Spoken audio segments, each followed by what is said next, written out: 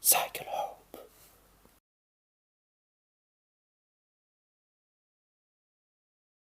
Alors moi j'ai une formation d'ingénieur. J'ai bossé pour une boîte israélienne qui faisait de la sécurité informatique. J'ai voyagé partout en Europe. J'ai cramé mon bilan carbone pour 7 ou 8 générations. Je gagnais beaucoup d'argent. Et un matin, dans une chambre d'hôtel à Helsinki, je me suis réveillé avec une question qui m'obsédait. J'arrivais pas à la faire sortir de ma tête. Cette question, c'était si je meurs ici et maintenant, dans cette chambre d'hôtel là, est-ce que je suis content du temps que j'ai passé sur Terre? Et la réponse, je voulais pas l'entendre tout de suite, c'est pour ça qu'elle revenait cette question, et c'était non quoi. Qu'est-ce que je fais là? J'ai pris conscience que ça n'avait pas de sens pour moi de faire tout ça. Et à ce moment-là, j'ai fait une liste de mes rêves, euh, et j'ai déroulé cette liste-là. Et après, Satish Kumar m'a dit la liste des rêves, c'est bien, mais il faut la faire au crayon de papier parce que la vie, elle t'apporte des choses que tu n'avais pas prévues, et c'est bien de les vivre aussi. Et ça m'avait bien parlé ça après. Et donc je suis allé au Schumacher College, j'ai commencé par ça là. Ah ouais? Ouais. En Angleterre, à Totnes, là, la ville des transitions. Et Rob Hopkins s'est installé là-bas parce qu'il y avait le Schumacher College. Et c'était déjà Ah un ouais. environnement, un terreau, un super terreau. C'est une université alternative qui a été montée par Satish Kumar, euh, où en fait ils font des diplômes complètement alternatifs qui sont reconnus par le système anglais, donc internationalement. Ils font économie de la transition, ils font sciences holistiques, ils font un master en sciences holistiques. Donc ça c'est un truc Ah, le rêve. excellent, où plutôt que de zoomer et être hyper spécialisé dans un domaine de la science, ils interconnectent des domaines de la science pour avoir une espèce de vision d'ensemble scientifique, mais une vision d'ensemble.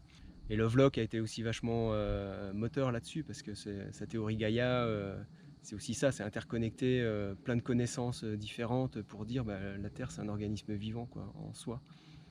Et j'ai croisé la route de Comment tout peut s'effondrer de Pablo Servigne, le bouquin de Pablo et Raphaël. Et là, j'avais toutes les pièces de puzzle qui étaient autour de moi. Et la lecture de ce bouquin, ça a tout rassemblé là. C'est vraiment l'image qui s'assemble et qui fait waouh.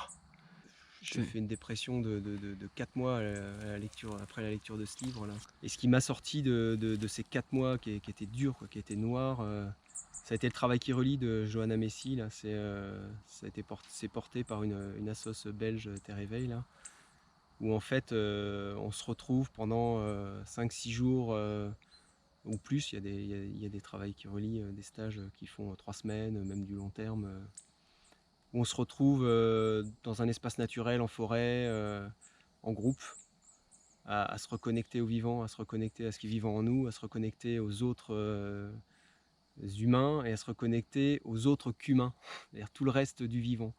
Ça m'a permis d'aller vraiment au fond. Il y a une phase où on honore notre peine pour le monde, où là, le fait d'avoir de la peine, c'est qu'on est touché par quelque chose dans le monde qui se passe et qui nous touche émotionnellement. Et le fait de le poser, de le déposer en groupe, il y a des résonances qui se font évidemment.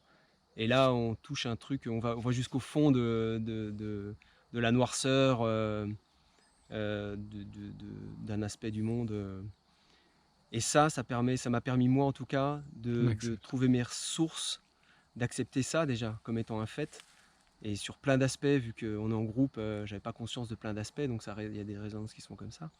Et de trouver mes ressources et de me mettre en action pour des choses qui ont du sens et trouver la juste action.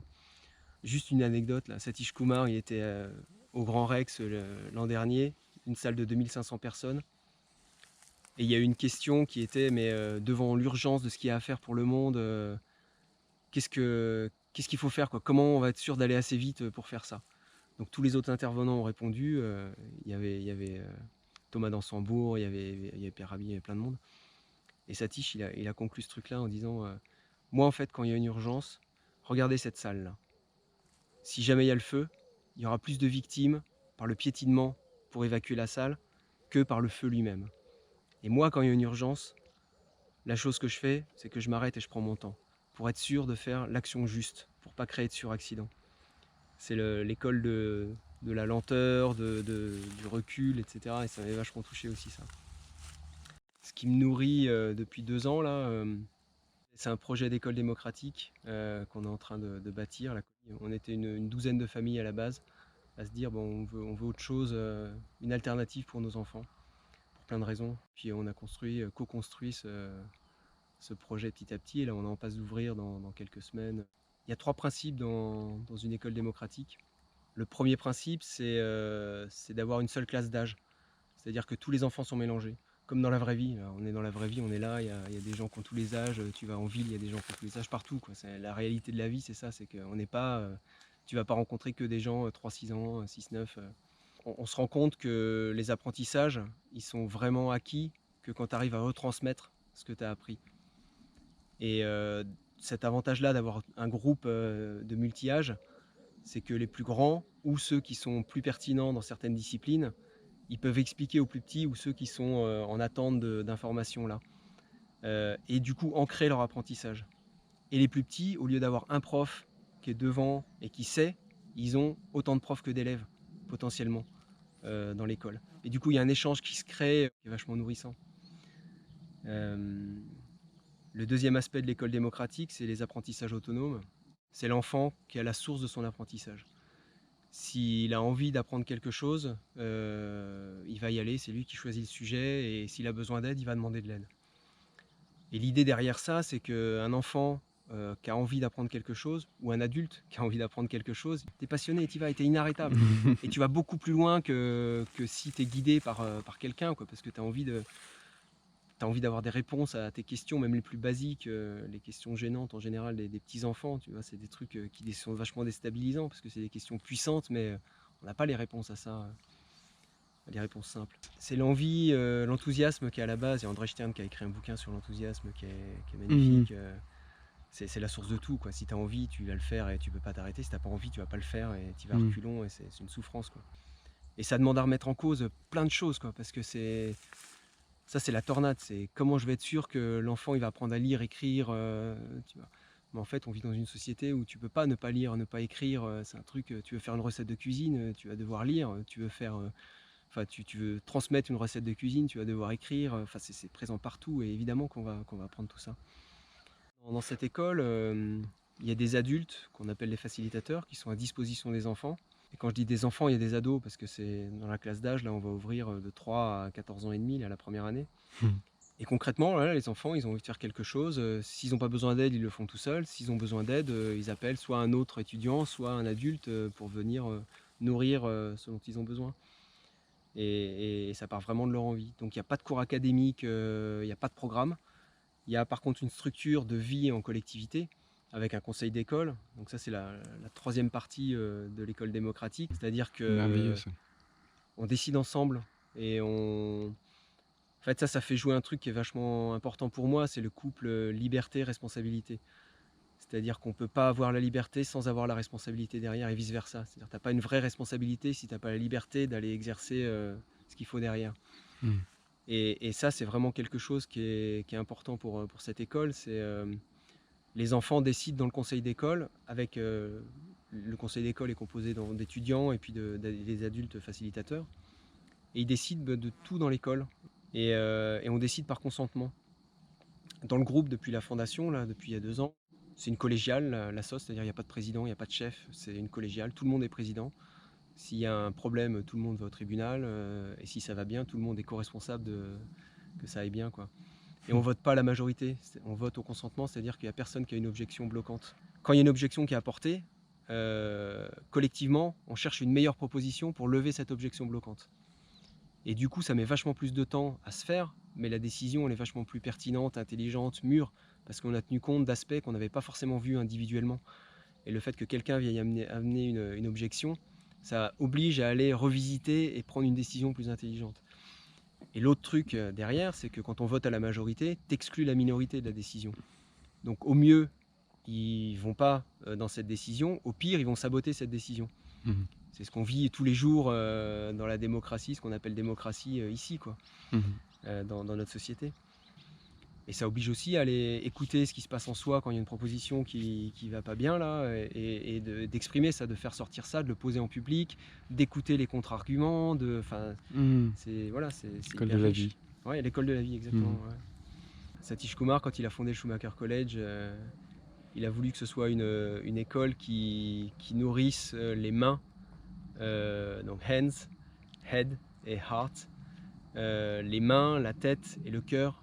Et c'est un espèce de trépied qui donne un équilibre de vie, de connexion à soi, de connexion aux autres. Et quand je dis aux autres, c'est pas forcément que les humains, quoi. Il y a le vivant, tout le vivant, on est une goutte d'eau, micro-particules, tout ce qui est vivant sur cette terre là.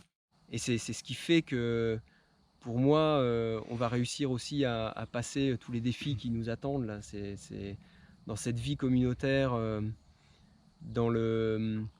cette école en fait pour moi c'est aussi un reflet de ce qu'il faut réussir à dépasser et à mettre en place pour vivre ensemble. C'est lâcher les conditionnements, c'est tout ça. Et les enfants d'aujourd'hui, ils vont avoir affaire face à des défis complètement extraordinaires que l'humanité n'a jamais rencontrés. Et c'est pas en les mettant dans un moule qui bride la créativité, l'imagination qu'ils vont pouvoir faire face à ces défis. Et c'est pas en basant leur manière de vivre ensemble sur la compétition qu'on va réussir à s'en sortir. C'est vraiment sur la coopération et comment on vit ensemble et comment on gère un conflit et comment on dépasse le conflit. Parce que le conflit, c'est juste un voyant sur un tableau de bord. Tu peux décider d'ignorer ton voyant d'huile qui s'allume et puis tu verras combien de kilomètres tu fais avec ton moteur, ou décider d'aller regarder, tiens, j'ai un voyant qui s'allume, là, qu'est-ce qui se passe? Tu as un besoin qui n'est pas satisfait, moi non plus. En général, c'est le même d'ailleurs, il y a un miroir qui se fait là, mais pas de la même manière. Et aller regarder ça, avoir le courage d'aller affronter ce conflit, d'aller le poser, c'est quelque chose qui est complètement indispensable pour le vivre ensemble maintenant et encore plus vrai après, quoi. Et laisser à chaque enfant la possibilité de jouer sa propre partition. L'orchestre symphonique, si chaque instrument joue la même partition, ça ressemble à rien, quoi. C'est pas un concert, c'est un truc. Ce qui fait la puissance d'un orchestre symphonique, c'est que chaque instrument joue sa propre partition et que le tout, ça fait un truc qui est multiplié et qui est harmonieux et qui joue. C'est pareil pour les humains, quoi. Si chacun arrive à jouer sa propre partition en toute liberté, je pense que ça ira beaucoup mieux. Et l'énormité que je voulais dire dans toute cette histoire de projet d'école, là, c'est que j'ai pris conscience il n'y a pas très longtemps que ce qui se passe dans le groupe, là, on est 8-9 vraiment soudés à porter ce projet là.